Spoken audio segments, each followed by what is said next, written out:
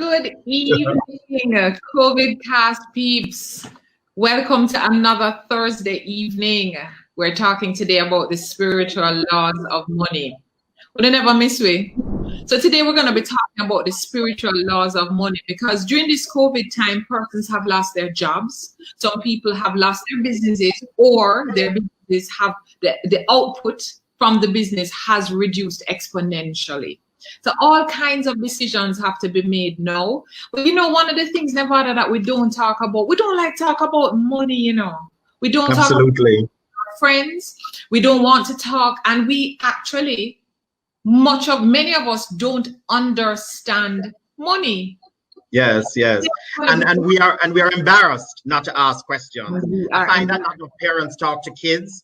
You must just get a job and go. And even friends who have friends who are in the financial industry, they don't necessarily ask questions that would be pertinent and so on. So it's something that we have a little embarrassment about. That's somehow we should know.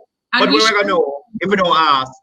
But we talk about it all the time, that we don't even talk about salaries. So even when we're negotiating salaries, we're afraid to talk about what we're earning. We don't want to ask anybody else what they're earning. So we're not even sure what kind of benchmark we're working with. So today we're going to be talking about money. So Nevada, you're going to take us today through about how many spiritual laws of money are there? 12 spiritual laws. And this is a fundamental, once you understand these 12 laws, you will have a fundamental reshift. Now, it's not easy to adopt all 12 sort of in your life, like the 10 commandments, you can't manage all of them. Maybe the lust still catch you. But so there may be some that you are have more difficulty with, and others that it's relatively easy. But what I want to do today is to raise awareness about how you change your mindset about money. Nevada, before we start, I think it would be useful if you told people the genesis of this particular course that you've created on the spiritual laws of money.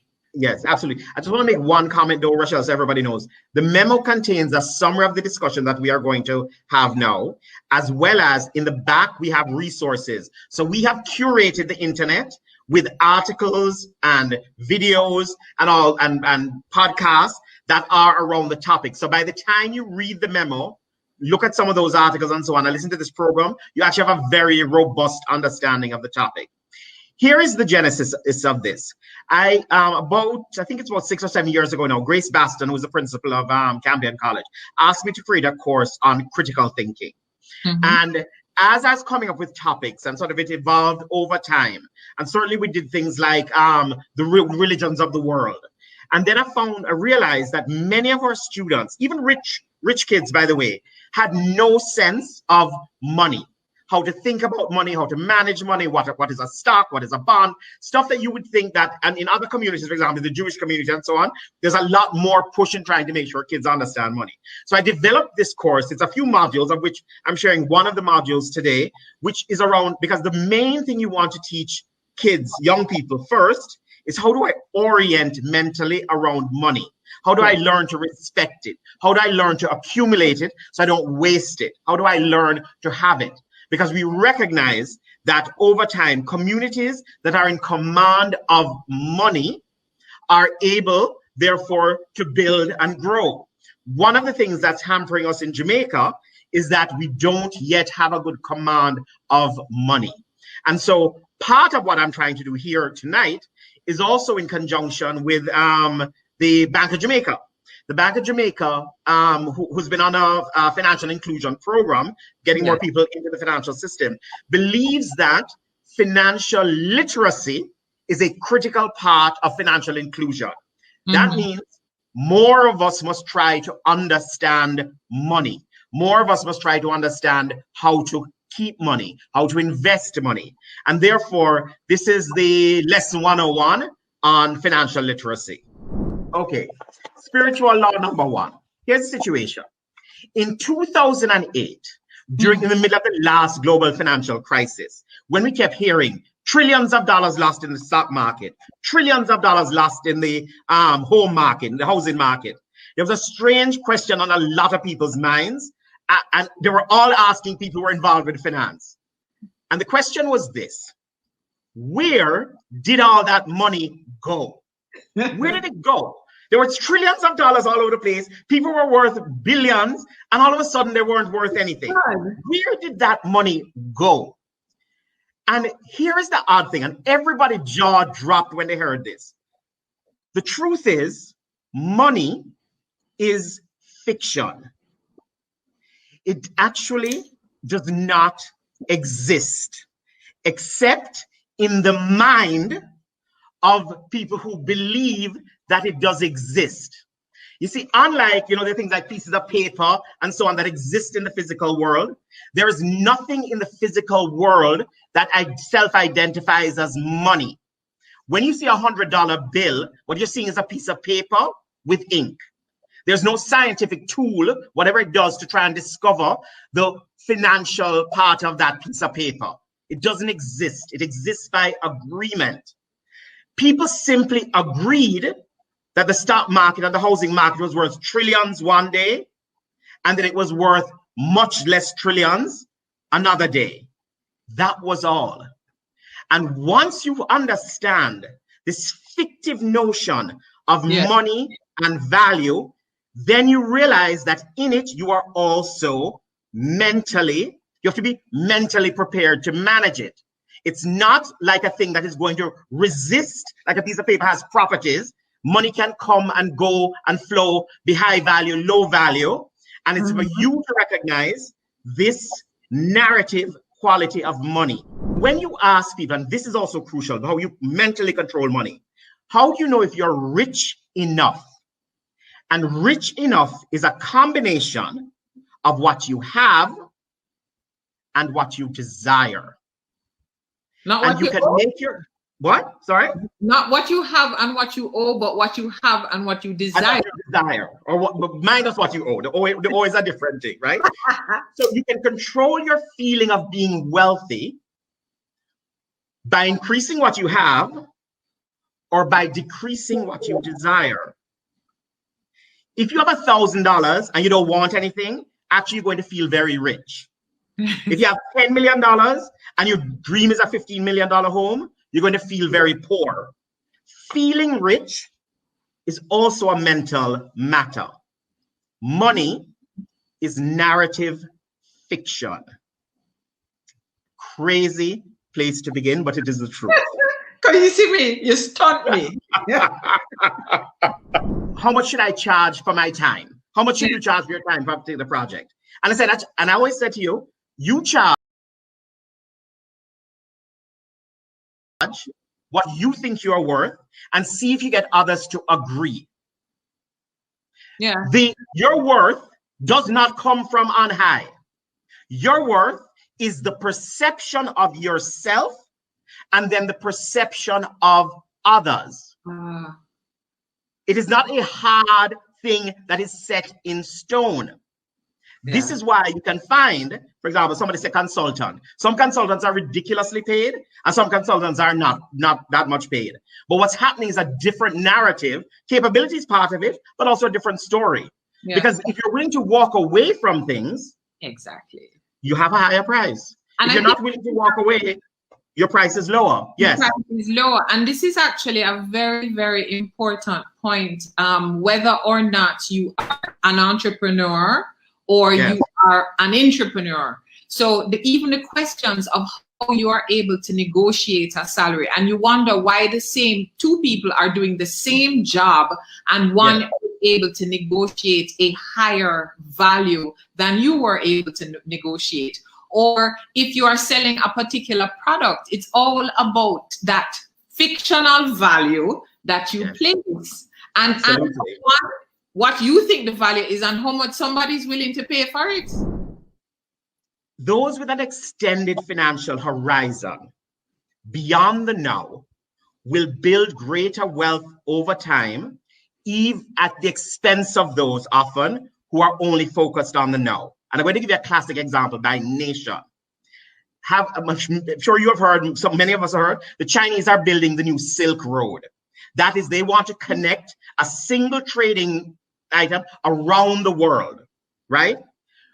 Think about the imagination required to do that. By the way, there is no expectation on their part that that thing is going to take anywhere less than 100 years. So an entire country is determined to build a project in the scope of 100 years. When that country negotiates with a country who's focused only on an election cycle, for example, 2 to 4 years, they will think nothing of being able to buy our assets actually quite cheaply.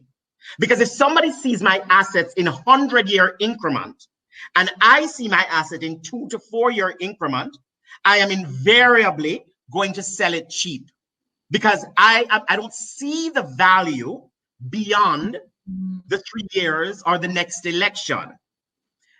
Okay. So personally, what questions do you ask yourself then when you're seeing that future self? What question should I be asking myself? So the question becomes, where do you see yourself financially in 5 to 10 years?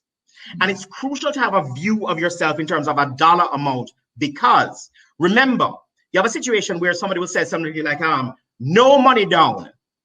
Now, Rochelle, we know when I tell you no money down, you are going to have to pay money.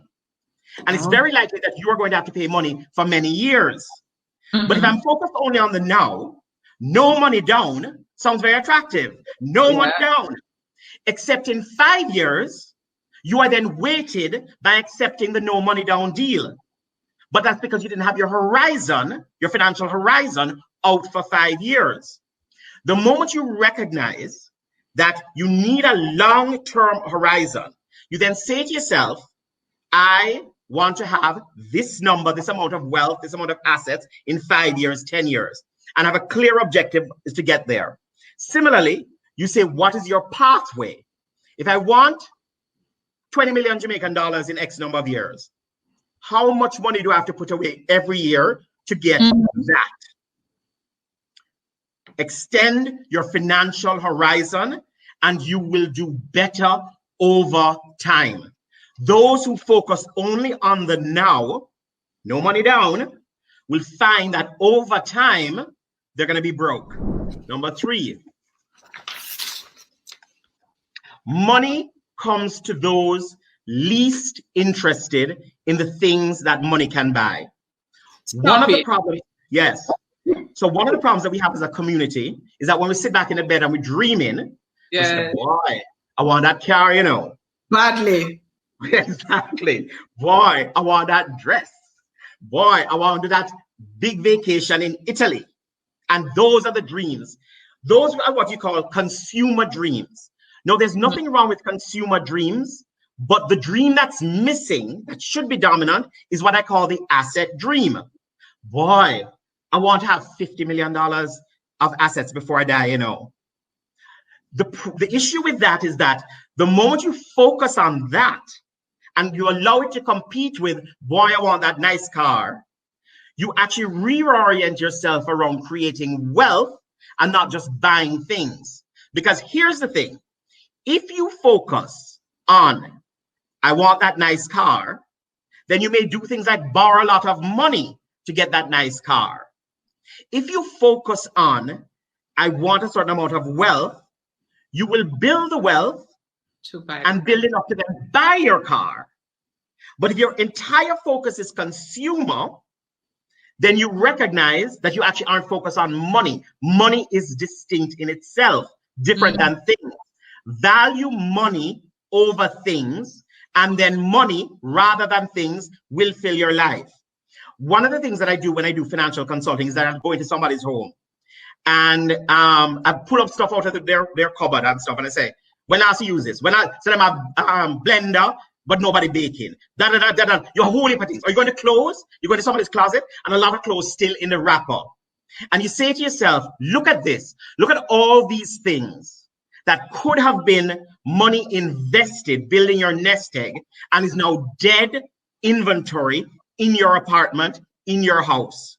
And it's always shocking the amount of things that people have bought and don't use because their focus was the consumer, not the assets invested.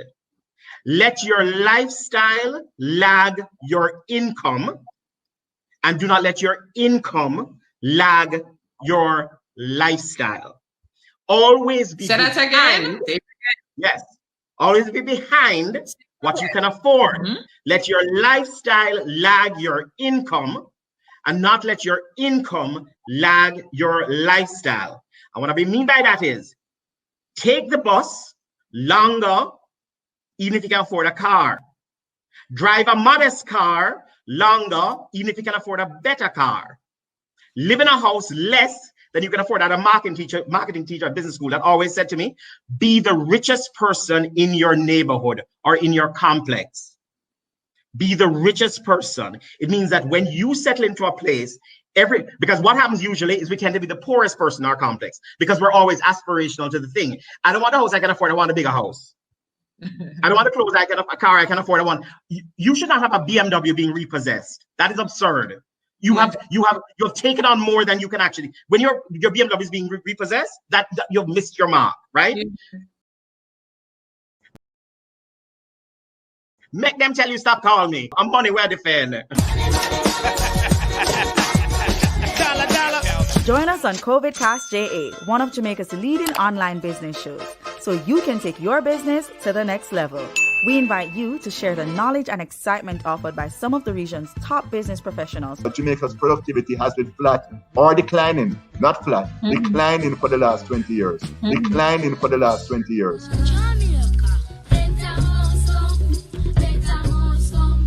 The 15 largest festivals in Jamaica are worth $21.5 billion. $21.5 billion. $21.5 billion. Don't quit your job if you don't have to. There's never a dull moment on COVIDCASTJA. So join us every Thursday at 7:30 p.m. on Facebook and YouTube Live with host Rochelle Cameron as we uncover ways to help you pivot in these times. Remember. So what it is that you focus on what is it that's going to be the things that will be less than my income. Number 4, you cannot work your way into wealth. You can only save or invest your way into it. Now, here is the thing, and again, that sounds very strange. But the constraint that you have is there are only 24 hours in the day. And you have to sleep for 8 to 10 of those. And then you have to do all kinds of other things. So the maximum amount of time that you have in terms of hours is limited by the day. And therefore, if you are looking to work your way into wealth, the maximum amount of wealth you will achieve is going to be limited by how much you can charge for your time, because you can't extend the time. What's the trick? The trick is, if you have money working for you while you are sleeping or while you are doing your day-to-day, then you will be able to accumulate wealth, because that money, earning interest, earning returns, can be going forward without, I mean, you just need to set it up in whatever way is appropriate, but without you kind of actively working it. So recognize that if all you are doing is working and not thinking about saving and investing, unless you are a sports star or a music star, I mean, big music star, Bolt and them kind of things, who they're per hour, because you just need to run Olympics and run little ads, right? But that's when your dollar per hour is massive. Right. Most of us never get that. So we have to have money working while we sleep. So where the money works? Please tell us how this money works for us. So here's the thing. First of all, whatever it is you're getting, no, presuming that you didn't have parents to give you money, but if you do, that's fantastic as well. Some kind of investment income, but let's assume that you don't. That your first money that you have is you earn it. You have to start putting away somewhere between 15 to 30% of the money that you receive. And this sounds crazy because everybody says, oh, I can do that when I can barely afford what it is that I have. We talk a little later about hanging out with people with who earn different amounts of money.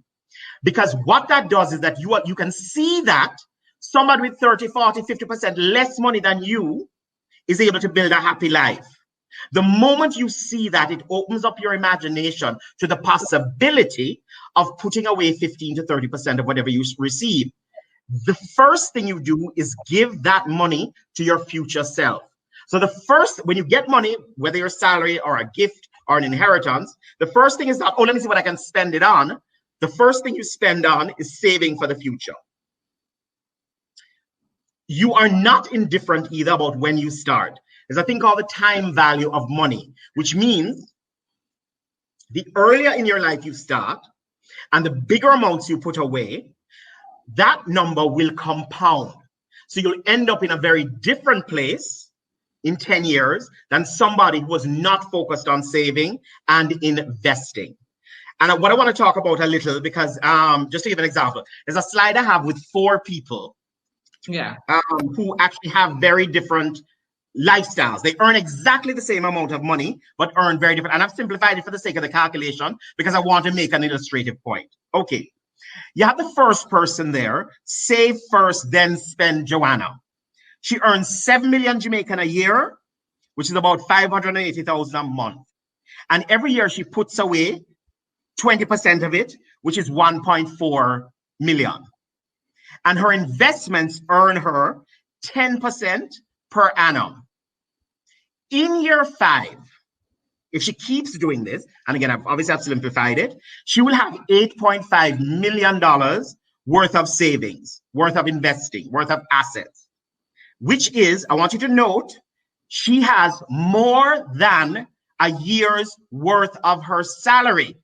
Yes. If she gets fired from a job, she will not panic.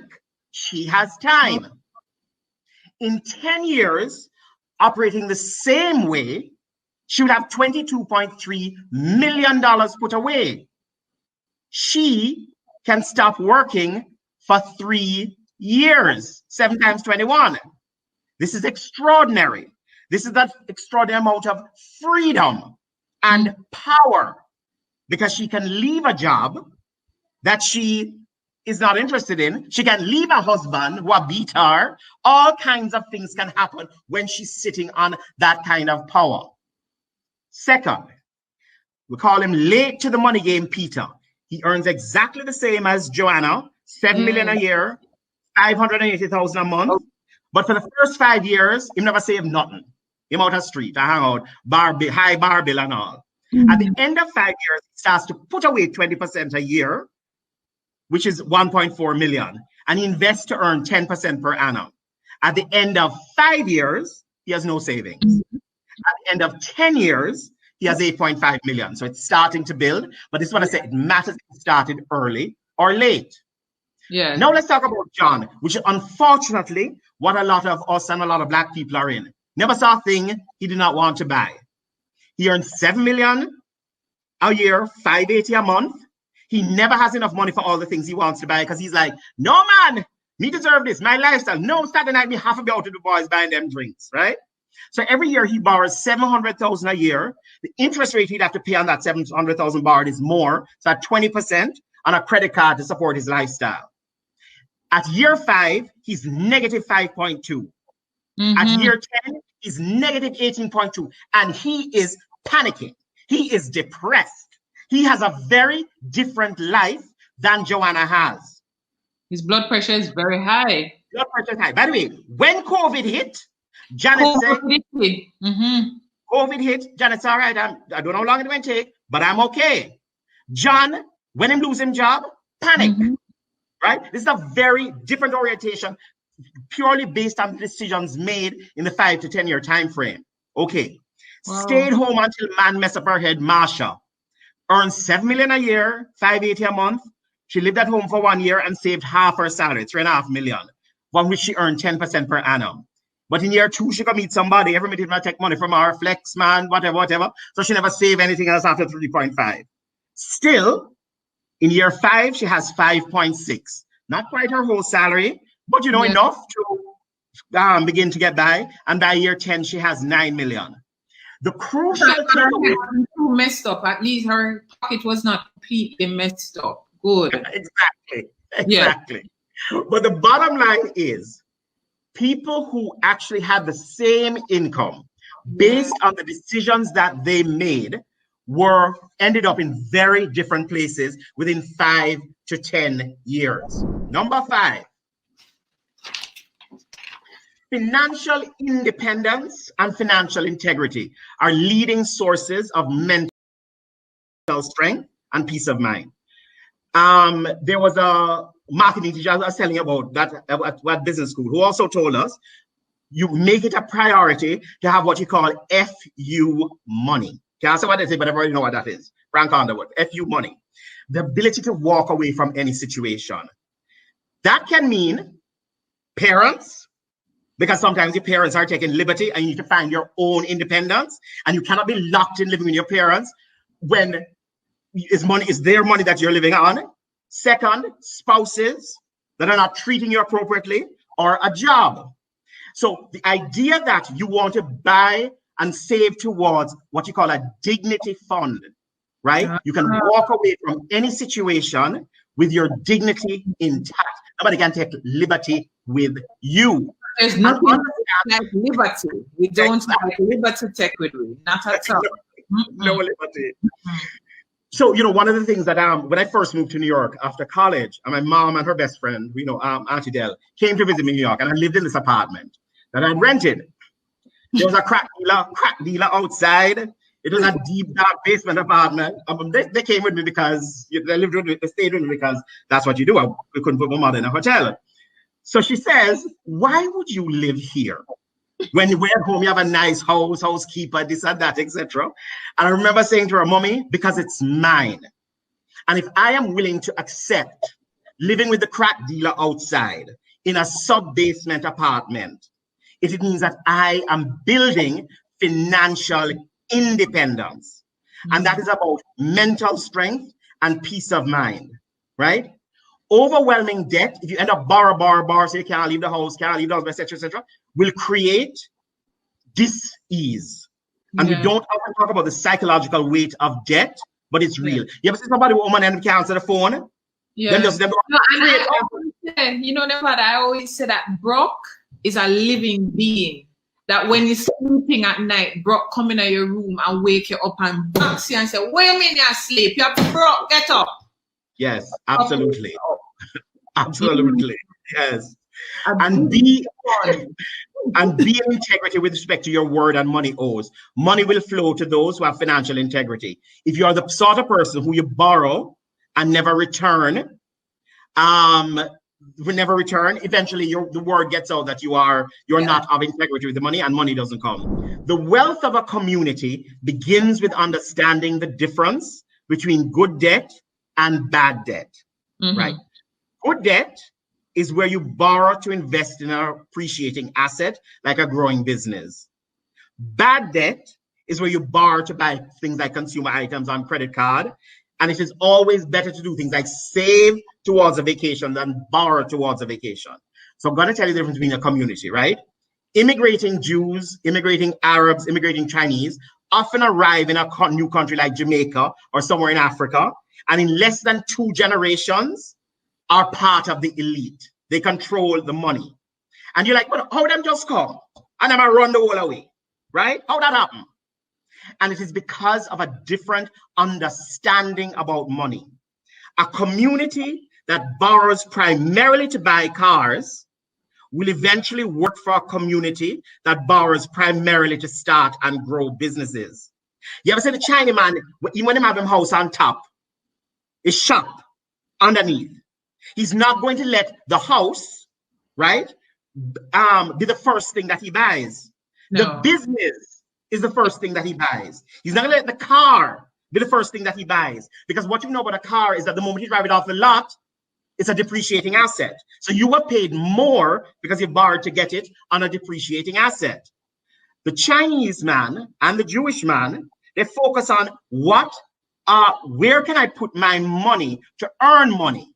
When I earn money, I will buy the car. And he will buy a fancy car, but just not on day one, right? He will buy the big house, but not on day one. 10 of them living in the one room, where we would have said, no, we can't live like that, right? But what are they doing? They don't have money. In fact, they're very cash rich, but what they're doing is preserving to build wealth. They're thinking future financial state. Future financial status, not no. So now we have a particular thing that has come up during the COVID time, which you and I have talked about, right? And the issue that has put many small businesses in a dilemma. With revenue contracting in many businesses, should SMEs finance their operation through credit card debt? Now, the reason lots of SMEs do it is the easiest debt to get, because you have a credit card already often. You can just extend it on overdraft, get them to increase the amount. And it looks attractive because why? The payments are small. Again, if you focus on it now, well, you know, I can manage this. However, payment, I could just juggle it. Juggling. But credit card percentage is what, 20-40%. So over time, you can actually dig yourself into a hole, not even recognizing that your little payment, pay the minimum balance, and then boom, boom, boom, them come take away, whatever, right? So this is the thing that can choke you. Credit card debt is not a thing in Jewish culture. They lend at high rates, and that has been centuries, but that kind of silly borrowing is not part of the culture, right? So we need to think about finding cheaper sources of credit or possibly closing the business. Because what you don't want is you and your business being taken down by not having the extended financial horizon. COVID is expected to be with us for 2 to 3 years. Do not get into debt that you cannot get out of and lose much of what you have, including sleep. Right? Yes. So I just want to, in summary, so for the first 6, money is narrative fiction. Rich enough is a combination of what you have and what you desire. And therefore you can control how rich you feel. Those with an extended financial horizon beyond the now will build greater wealth over time. Money comes to those least interested in the things money can buy. Value people first, then money, then things. Dream as a producer, as an asset invested, not as a consumer. You cannot work your way into wealth unless you name Bolt or Kanye West. You can only save and invest your way into it. Earn while you sleep. Understanding inflation and risk so that you invest in a risk-appropriate way for you and resolving inflation and devaluation. Financial independence and financial integrity are leading source of mental strength and peace of mind. As you say, when you're broke, you can't sleep. The wealth of a community begins with understanding good debt and bad debt. Good debt is things that will earn. Do you want to level up your business?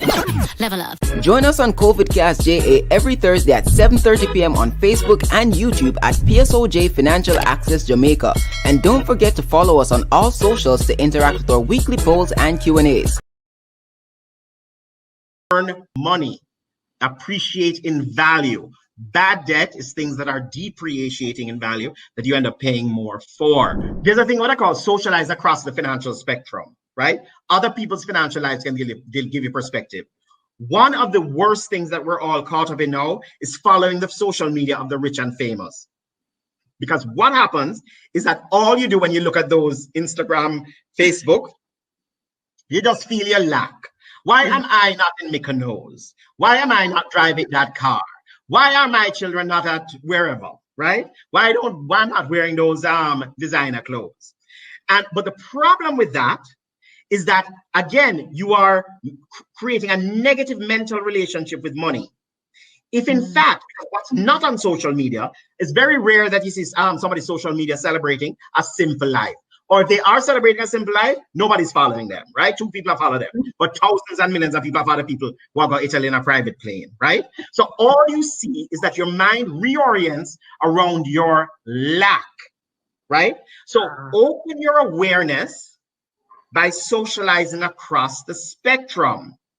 Yes, you can go with some people who eat at big fancy restaurant, but also hang with those for whom Kentucky Fried Chicken is a treat, right? Yeah. Create a sense of balance about how happiness in life is created detached from the amount of money, because you will come to appreciate what you have by hanging out with those who might have less, and then you choose, right? Now, here's the thing. If you're at home watching this on your laptop, actually, you are in the top 20% richest people in the world. Marie, and you're like, you are crazy, but I'm telling you. And in fact, in terms of human history, you're in the top 1%. Poverty, disease, homelessness, you see all them migrants trying to get from one country to another. That is the norm of life.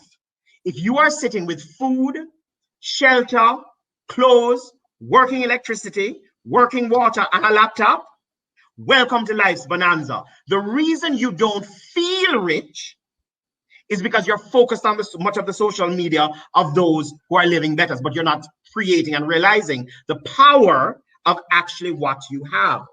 So very crucial, this idea of socializing across the financial spectrum. Next, respect money, and if you would respect you. So know your strengths and weaknesses when it comes to money. I always ask people this question. Do you know how much money is in your bank account or investment account? What I've found is that those who can identify how much they have within reason, maybe not to the penny, but within a few $100, few $1,000s, you find that they have enormous respect for money because they know how money flows in and out of their life. Know your money inflows and outflows. Always know your investment balance. The money, always know what you earned last week and how much you spent last week. Respect and understand your financial state. When I do this with the kids, I always ask them, and because the class is sort of at the end, how much money, everybody know how much money they have in their pocket? How much of your lunch money you spend? What you find is that the kids who know, assuming it's not zero, because there are obviously people who have zero, and zero is too easy to know. But assuming you know, you find that the kids who already know, who are tracking, are already on the road to respecting and understanding money. What you find others who say, I have no idea, boy, I did buy a party, I buy a thing, but I'm going to lend John some money, and they have no idea. That is the disassociation and the disrespect of money that over time will not serve you well. It's kind of like the thing that we talked about on the show sometimes, the people who go to the ATM and I pray, Lord, I hope money's in there, I hope money's in there. But that is not the time. You should have known that if you respect money, you would have known whether or not money is there. No. You have to know your own strengths and weaknesses. All right. You say, no, me I put on like a weight. Here's my problem. When I have cookies and ice cream in my fridge, once I open the cookies, the whole bag of cookies gone. I don't have the strength to close back. Now, there are people, I know them, right? You know them, Tereshia, you look like your body like you're one of them, right? You open the cookie, you take 2 cookies, you wrap up back the bag and you put it up, and only 2 cookies. So I have to control the cookies at the level of my house. They cannot come into my house. The ice cream cannot come into my house. Because if these ice cream and the cookie come into my house, I am eating it, right? Yes. So to think about your relationship with money. If you can go out with the credit card and have discipline, right? Feel free to take it. But if you are the person who you go out Friday night, you're on the boy, them around, yeah man, drinks on me. Whoops, so you take out the credit card. If you're that person, leave the credit card at home. Control yourself based on your own strengths and weaknesses with respect to money. There's a famous mythological god in Rome, the god Plautus. He's the god of wealth. He's a cripple with wings, which means he's slow to arrive as money, because he might hobble, but quick to depart. It is actually easier to earn money than to hold on to it, because holding on to it, especially if you don't have a future or right belief about money, is where the difficulty lies. The Bible has a saying that says, a fool and his money will soon depart. That is what it is speaking about, right? Number 9. Get a handle on what I call your and your kids' money shame. There is this is a classic thing that I see at Campion, right? Campion is near to TGIF, and some of the kids can afford to go into TGIF, other the kids can't. But what happens, a bunch of guys are hanging out, or a bunch of women hanging out, our friends are hanging out, and they'll say, oh, come on, we go to TGIF. And you will note sometimes where there isn't confidence that somebody will say, boy, I can't really go, my mother tell me not to leave school during the day. Or I can't really go because I have work to do. Or I'm not really going to go because I'm not really that hungry. actually it is crucial for yourself and to teach your kids to be able to say, actually, I can't afford that. Because the moment you can't say the words, I can't afford that, you have trapped yourself in other people's money issues about you. There is no shame in not being able to afford something. And in fact, even sometimes you can afford something, still say you can't afford it. And to get comfortable in the mode of, I can't afford that. And actually, you cannot judge it. There's no shame. I just can't afford it. I just can't afford it, right? Very, very crucial. What we find, though, with the social media and the thing, we're all like, no, man, I have to make up another excuse. No, my mother say I can't go. You know, boy, this month I'm really working. I'm really tired on a Friday night, as opposed to actually my credit card bill high. I'm trying to bring down my credit card bill.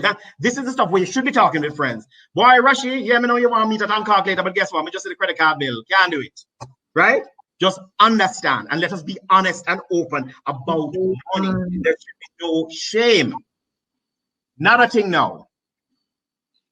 Give. Do not lend money to family and friends.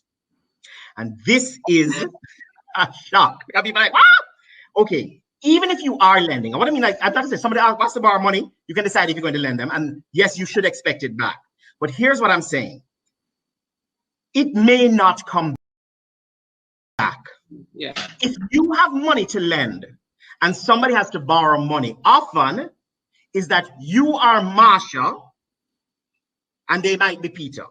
So you also accept the possibility that the money may not be returned. I'm not saying you can't ask for it, but what you should not do, which we've seen too much of, too many siblings, too many good friends, best friends have broken because the money was never returned. The financial what I call the emergency financial plan. Very often, and again, this is why people who got shocked by COVID, you should make a plan. If an emergency occurs in your life, you have to know exactly what you're going to do before you're in the midst of the crisis. Because what happens when you're in the middle of the crisis, it's difficult to think. So while things are going well, for example, you have a job, your wife has a job, you have your expenses under control, you must do the job of saying, okay, what if I lost my job? And suddenly it takes me a year to get another job, and we have to rely only on my wife's salary. What do we have to do? And then you write down the plan that says we're going to move back in with the parents, we're going to pick them out of private school, we're going to do this, that, and that. You already know. The reason is that if often in a crisis, we go into a daze and we cannot think straight. But if we already have a written source of what it is that we're going to do, which is do this, do this, do this, do this, then we just pull the list and we act on it. Create the emergency plan before the crisis happens. And that often has to do with pulling back on your lifestyle very quickly. If you have some savings, right, what we tend to do is to hold our expenses without waiting for the situation to improve. It's better to pull back on the expenses, and when the situation improves, increase the expenses again. So, for example, if you have a certain amount of savings and a crisis hits, you lose your job, blow through no more than 25% of your savings, and then assume that you've blown through all your savings. How would you act? That way, you've created a floor by which you can start to rebuild, as opposed to blowing through 25%, 50%, 75%, and then you're really in a panic. Yes. If you have no savings, then the thing to do is to immediately, right, cut the lifestyle, when it's go back to mother, whatever, that whole thing, right, and stop the bleed as fast as possible. And I always tell this to people, find those things. You should know this in life before that. Find the things that you love that are free and are cheap. A walk on the beach, coffee with a friend, curling up with a good book. And make sure you have a set of things like that, that if for whatever reason the money goes, you have a sense of pleasures, life pleasures, that you're able to lean on. Cultivate a true interest in money matters. Now, when I've asked people, have you ever gone to the bank or gone to a financial advisor and tried to figure out how you're getting the best that you can for your money? Have you ever put a budget together? The answer is always the same. Them say, boy, I know I should do that, but I don't have time. Mm-hmm. And then I say, you have time to watch Netflix. You have time to do social media. You have time to do all of a TV, all of a thing. And you don't have time for something as important as money. So one of the exercises that I do is that I do what's called what do you want, and are your actions conducive with what you want? So when you ask people what's important to them, they will say God, family, and my children, money, learning, right? When you ask them how they spend their time, you find very little spent on money. Plenty times them don't spend time with them family. Them come home and them turn on the TV. The TV and the media, social media, dominate in terms of the amount of hours, the family time, the girlfriend time, all of that stuff, right? This creates psychological dis-ease. Because the thing that you say you want, I've never heard anyone say to me, I really wish I was just doing more social media. I've never heard that, ever, right? Mm-hmm. So what you're doing, but you're acting on things distinct from actually what you desire. You put your own life out of whack. If money is important to you, spend the time reading up on investing, keeping track of your money flows, speak to experts to optimize your financial future. Some people out there, the banks hate them. The people who know how this fee come, when somebody know the fee, how you charge me this fee, that fee, etc., etc. My dad, by the way, is one of those people. He know every single fee, right? Why? He's on top of his money. So he's actually looking at the statement and saying, no, but that don't make sense. Many people don't matter the statements of the bank, and sometimes they don't know them. For many people, no sense of interest in the amount of how the money flows are operating. So again, just summarizing the last set of the spiritual laws. Respect money and it will respect you. Know your strengths and weaknesses when it comes to money. If you have discipline, you can go out with the credit card. If you don't have any discipline, leave the credit card at home and just take the cash that you're going to use. Socialize across the financial spectrum, right? You can know rich people, but you must know some poorer people too. Other people's financial lives can give you perspective. Get a handle on money shame and be able to say the words, I can't afford that. And it doesn't matter. By the way, if you lose friends because you say you can't afford that, them are not your friend, right? Yeah. Keep on stepping. Give, do not lend money to family and friends. Do not lose good friends or lose good family members because you don't get money back from what you lend them, right? So lend only that which you can afford to lose. Those with an emergency, have a plan before a crisis hits and execute it quickly, right? And cultivate a true interest in money matters. And do not say you don't have time, because it cannot be that you're trying to build a net worth of a certain amount and you give it no time. These are the spiritual laws of money. And if we as individuals and we as Black people reorient our mind towards saving and investing over consuming, we will be able to build legacies and not only leaving stuff for our children, but creating countries of magnificent wealth. So you have a great idea to start a business, but you don't know where to start. We completely understand. You have a lot of questions and almost no answers. Smallbusinessportal.com is here to help. At smallbusinessportal.com, you gain access to information on loans, grants, and investment opportunities from verified financial institutions. Guess what you also get? Useful business tips, access to training. All these services combine to make your business idea into a reality. Start your journey today at smallbusinessportal.com.